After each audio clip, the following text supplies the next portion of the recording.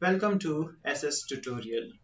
Friends, आज मैं आप लोगों को बताऊंगा नॉन प्रॉफिट ऑर्गेनाइजेशंस के बारे में। नॉन प्रॉफिट ऑर्गेनाइजेशंस होते क्या हैं, उनका मेन काम क्या होता है और उनकी अकाउंटिंग ट्रीटमेंट कैसे की जाती है। तो चलिए शुरू करते हैं इसके इंट्रोडक्शन पार्ट से। Organizations that are not established for making profit, but to provide services। ऐसी organizations जिसे हमने establish नहीं किया है प्रॉफिट कमाने के लिए, लेकिन हम उनका मेन मकसद होता है सर्विस प्रोवाइड करना। उनका मेन मकसद क्या होता है? सर्विस प्रोवाइड करना। तो ऐसे ऑर्गेनाइजेशन को हम नॉन प्रॉफिट ऑर्गेनाइजेशंस कहते हैं। तो चलिए मैं अब आपको कुछ एग्जांपल्स बताता हूँ।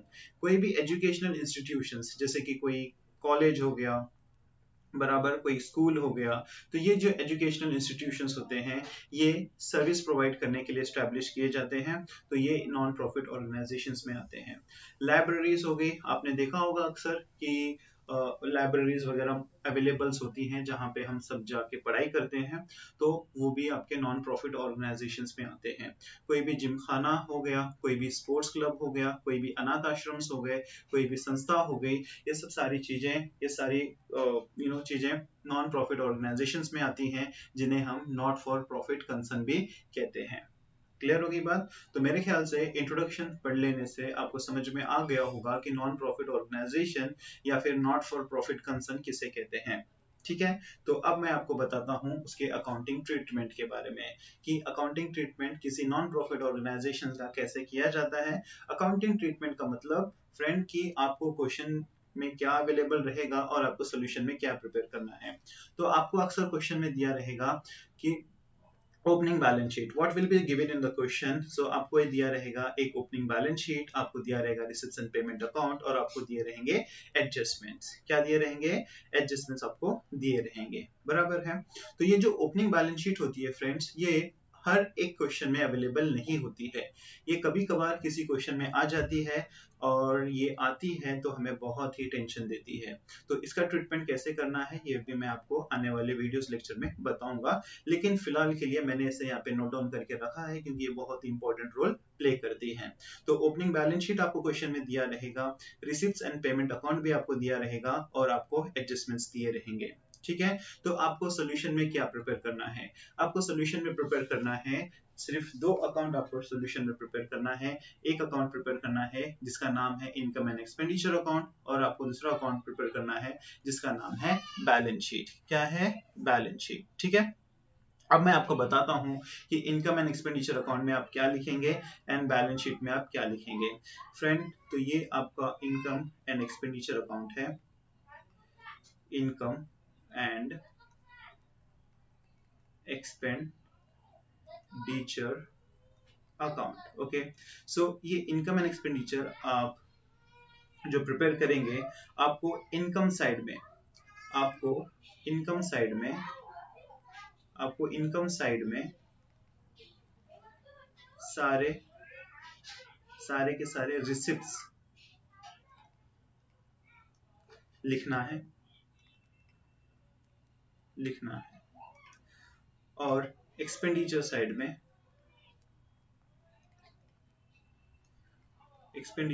में आपको सारे के सारे पेमेंट्स लिखना है।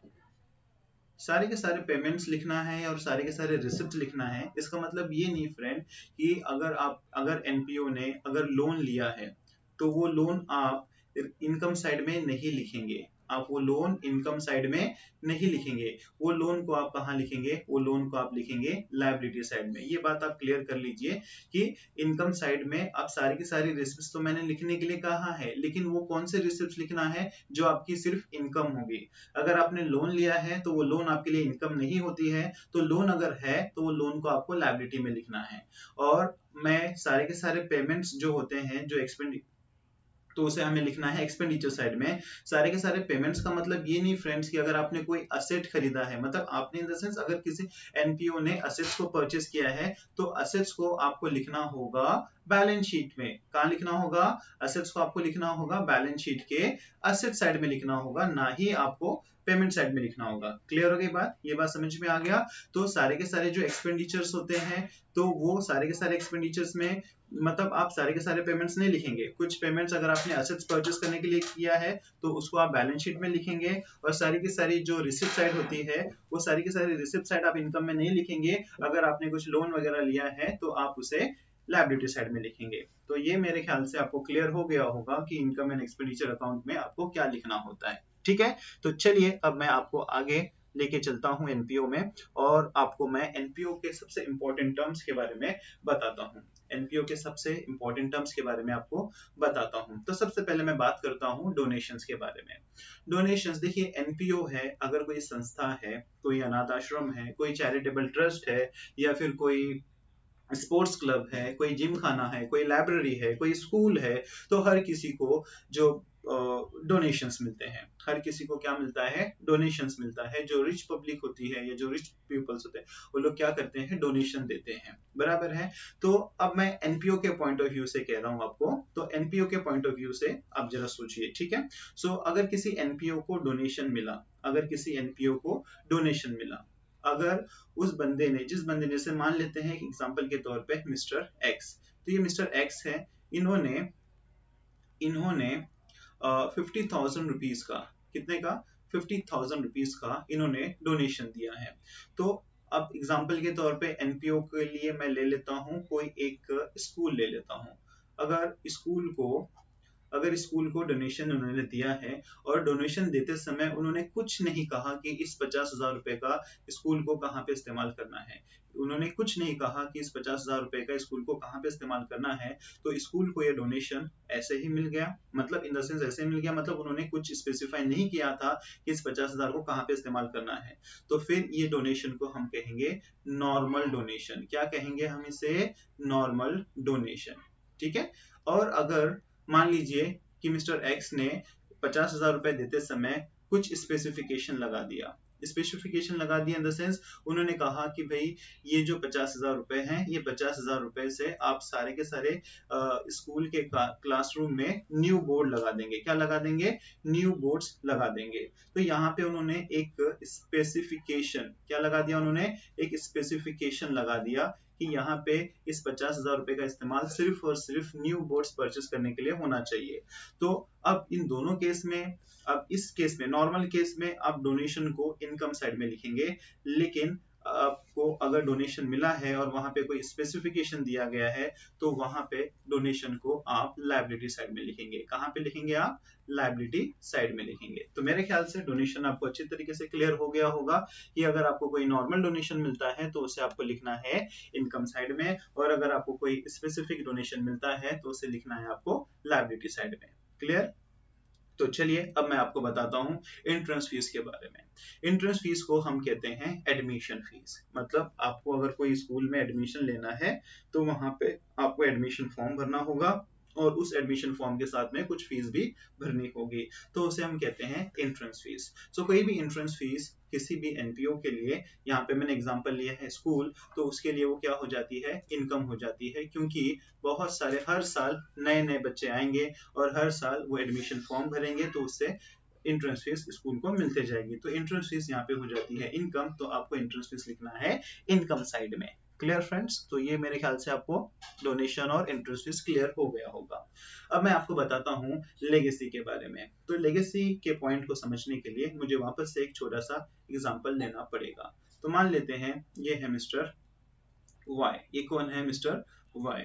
मिस्टर वाई को स्कूल्स एजुकेशन बहुत ज्यादा पसंद है, तो उन्होंने अपने मतलब, और मिस्टर वाई जो है वो बहुत ही रिच पर्सन है, तो उनके पास 1 करोड़ रुपए की प्रॉपर्टी है मान लेते हैं, और उन्होंने अपनी प्रॉपर्टी की एक वसीयत बनाई। क्या बनाई? उन्होंने अपने प्रॉपर्टी की एक वसीयत बनाई। उन्होंने कहा कि उनके मरने के बाद उनके पैसों में से, मतलब उनकी प्रॉपर्टी में से 20 लाख रुपीस जो होंगे वो 20 लाख रुपीस इस स्कूल में डोनेट किए जाने चाहिए। मतलब उनकी तरफ से उनकी प्रॉपर्टी में से 20 लाख रुपए इस स्कूल को मिलना चाहिए। तो ये जो अब मिस्टर वाई मर गए, तो मिस्टर वाई के मरने के, मान लेते हैं मिस्टर वाई मर गए, तो मिस्टर वाई के मरने के बाद ये 20 लाख रुपया उनकी वसीयत के हिसाब से इस स्कूल को मिलेगा। तो ये जो 20 लाख रुपया मिला उसे हम कहते हैं लेगेसीज, उसे हम क्या कहते हैं, लेगेसीज कहते हैं। तो ये लेगेसी हम लिखते हैं लायबिलिटी साइड में। कहाँ लिखते हैं हम इसे, लायबिलिटी साइड में। अब आप लोग कंफ्यूज हो गए होंगे एक छोटे से पॉइंट को लेकर कि सर स्कूल को तो मिस्टर वाई की तरफ से 20 लाख रुपए मिल रहे हैं, लेकिन फिर भी हम इसे लायबिलिटी साइड में क्यों लिख रहे हैं, हमें इसे लिखना चाहिए इनकम साइड में, क्योंकि ये तो पैसे मिल रहे हैं, बराबर। लेकिन फ्रेंड्स मैं आपको एक बात क्लियर कर देता हूं जो बहुत ही इंपॉर्टेंट है, अगर आपको पैसे एक ही बार मिल रहे हैं, मतलब आपको वन टाइम कोई पैसा मिल रहा है, तो आप उसे लिखते हैं लायबिलिटी साइड में। और अगर आपको पैसे बार बार मिलते हैं उस जगह से, तो आप उसे लिखते हैं इनकम साइड में। तो ये बात मेरी जरा ध्यान से सुनिएगा, वापस से मैं इसको रिपीट करता हूं। अगर किसी भी एनपीओ को पैसे मिल रहे हैं, लेकिन वो पैसे एक ही बार मिलेंगे, बार बार नहीं मिलेंगे, तो उसे हम लिखेंगे लायबिलिटी साइड में। और अगर उस एनपीओ को पैसे उस जगह से बार बार मिलते हैं, तो वो पैसे हम लिखेंगे इनकम साइड में। तो जो लेगेसी के पैसे हैं, मिस्टर वाई एक ही बार मरेगा, बराबर, और उसके वसीयत में उसने एक ही बार लिखा था कि 20 लाख रुपए मिलने चाहिए, तो 20 लाख रुपया एक ही बार मिलेगा स्कूल को, तो इसलिए ये 20 लाख रुपए को हम लायबिलिटी साइड में लिखेंगे, इनकम साइड में नहीं लिखते हैं, ठीक है। तो जो पैसे एक ही बार मिलते हैं उसे हम लिखते हैं लायबिलिटी साइड में, और जो पैसे हमें बार बार मिलते हैं हम उसे लिखते हैं इनकम साइड में। तो आई थिंक सो कि आपको लेगेसी अच्छी तरीके से क्लियर हो गया होगा। तो अब मैं आगे बढ़ता हूं, अब मैं आपको बताता हूं इंडोमेंट्स क्या होता है। इंडोमेंट्स क्या होता है, इंडोमेंट्स भी एक तरीके से, अब इंडोमेंट फंड को भी मैं समझाने के लिए मुझे एक एग्जांपल लेना होगा।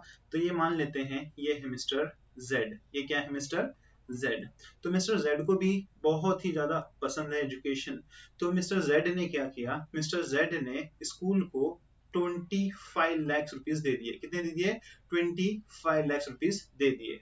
और उन्होंने ये 25 लाख रुपए देते समय एक कंडीशन रखी। वो कंडीशन उन्होंने क्या रखी कि इस 25 लाख रुपए को उनको, मतलब स्कूल वालों को एक जगह पर इन्वेस्ट करना होगा, एक जगह पे क्या करना होगा, इन्वेस्ट करना होगा, और वहां से जो इनकम जनरेट होगी उस इनकम को वो लोग अपने पर्सनल, मतलब इस स्कूल के लिए इस्तेमाल कर सकते हैं। लेकिन ये 25 लाख रुपए को वो डायरेक्टली इस्तेमाल नहीं कर सकते। तो यहाँ पे मिस्टर जेड ने ये कंडीशन रखी कि इस 25 लाख रुपए को एक जगह पर इन्वेस्टमेंट करो आप अपने हिसाब से, और वहां से जो इनकम जनरेट होगी उस इनकम को आप अपने स्कूल के लिए इस्तेमाल कर सकते हो। तो ये जो 25 लाख रुपया मिस्टर जेड ने दिया, तो इसे हम कहते हैं इंडोमेंट। क्या कहते हैं हम इसे, इंडोमेंट। और ये भी हम लिखते हैं लायबिलिटी साइड में, क्योंकि इंडोमेंट का जो पैसा होता है वो भी एक ही बार मिलता है। तो अब आप सोच रहे होंगे कि सर ये इंडोमेंट जो है वो हम तो लायबिलिटी में लिखेंगे, लेकिन इसके ऊपर जो इनकम जनरेट होगा हम उसे कहाँ लिखेंगे, हम उसे लिखेंगे इनकम साइड में। कहाँ लिखेंगे हम उसे, इनकम साइड में। तो मेरे ख्याल से आपका डाउट क्लियर हो गया होगा। तो चलिए अब मैं बढ़ता हूं आगे। सो लाइफ मेंबरशिप फीस क्या होती है, लाइफ मेंबरशिप फीस क्या होती है। अब आपने अक्सर देखा होगा स्कूल्स वगैरह में तो नहीं, बट आपने कोई स्पोर्ट्स क्लब में देखा होगा मोस्टली, कि स्पोर्ट्स क्लब में आपने देखा होगा या कोई जिम खाना में देखा होगा कि आपको वन टाइम फीस पे करना है, और लाइफ टाइम तक, जब तक आप इस दुनिया में जिंदा रहोगे तब तक आप इस स्पोर्ट्स क्लब के मेंबर रहोगे। क्या रहोगे, मेंबर रहोगे। तो इस तरीके से अगर कोई बंदे ने किसी भी स्पोर्ट्स क्लब में या फिर किसी भी जिम खाने में बराबर तो कुछ पैसे, मतलब फीस पे कर दी, और वो वन टाइम फीस पे कर दी as a life membership fees, कि अब वो बार बार कभी नहीं पे करेंगे, एक ही बार पे कर रहे हैं। तो लाइफ मेंबरशिप फीस जो होती है, वो लाइफ मेंबरशिप फीस भी वो स्पोर्ट्स क्लब कहाँ लिखेगा, लायबिलिटी साइड में लिखेगा। कहाँ लिखेगा उसे, लायबिलिटी साइड में लिखेगा, बराबर है, क्योंकि वो एक ही बार मिलती है। Is it clear. तो लाइफ मेंबरशिप फीस भी जो होती है वो क्या होती है, वो एक ही बार मिलती है, जिसे इसलिए हम उसे कहाँ लिखते हैं, लायबिलिटी साइड में लिखते हैं। तो अब मैं आपको सबसे लास्ट पॉइंट और सबसे इंपॉर्टेंट पॉइंट सब्सक्रिप्शन के बारे में समझाता हूँ।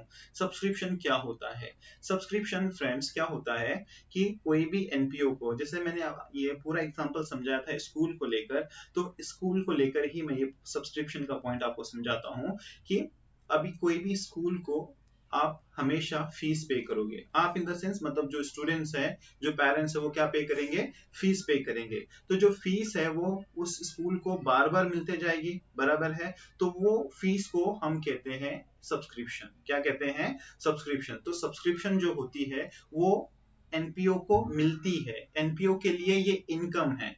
ये एनपीओ के लिए क्या है? ये सब्सक्रिप्शन क्या है? इनकम है। ठीक है। और ये इनकम इसलिए है क्योंकि ये फीस जो है वो बार बार मिलेगी, एक ही बार नहीं मिलती है। तो इसलिए हम सब्सक्रिप्शन को कहाँ लिखते हैं? इसलिए हम सब्सक्रिप्शन को लिखते हैं इनकम साइड में। कहाँ लिखते हैं हम इसे? इनकम साइड में। क्लियर है?